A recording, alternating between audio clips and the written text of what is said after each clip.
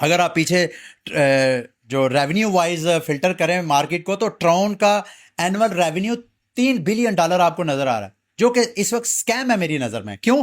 आप इनकी ट्रोन की अपनी वेबसाइट पे जाके अगर आप इनके अपने एक्सप्लोरर पे जाएं, वहां पे टोटल रेवेन्यू देखें, तो ये मैं आपको किसी भी दिन का रेवेन्यू दिखाता हूं। मिसाल के तौर पे ये 3 नवंबर 2025 का अगर आप देखें रेवेन्यू, टोटल रेवेन्यू एक दिन का 7.3 मिलियन है। ठीक है, अब इंटरेस्टिंगली जो चीज ये छुपाते हैं, उसमें से 7.3 मिलियन में से 6 मिलियन तो वो है जो स्टेकिंग रेवेन्यू है। इनका स्टेकिंग रेवेन्यू का मतलब यह है कि ट्रॉन के ऊपर अगर आप TRX टोकन स्टेक करते हैं, तो इनके दो किस्म के डिस्काउंट्स हैं ट्रांजैक्शन फीस में, बैंडविथ और एनर्जी। इन्होंने अपनी ट्रांजैक्शन को दो हिस्सों में डिवाइड कर दिया है, एनर्जी और अगर आप TRX टोकन यहाँ पे स्टेक करते हैं इनकी ब्लॉकचेन के ऊपर अपने पर्सनल वॉलेट के जरिए, और फिर उसके बाद ट्रांजैक्शन करते हैं, तो अगर आपकी बैंडविथ, वैसे तो ये बैंडविथ आपको डेली की ट्रांजैक्शंस के लिए फ्री भी देते हैं, लेकिन उसमें आपने सिर्फ TRX टोकन जो है वो ट्रांसफर करना होता है।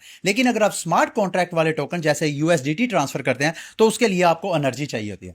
एनर्जी या तो आप gas fees TRX token transaction fees पे करके आप करते हैं, या आप TRX टोकन स्टेक करके अर्न करते हैं। तो इसमें से ये जो एक दिन का इन्होंने रेवेन्यू 7.3 मिलियन, उसमें से 6 मिलियन के करीब तो वो है जो कि इन्होंने डिस्काउंट दिया हुआ है। यानी ये वो ट्रांजैक्शन करने वाले हैं जिन्होंने TRX टोकन स्टेक किए हुए हैं और उनकी ट्रांजैक्शन बिल्कुल फ्री है।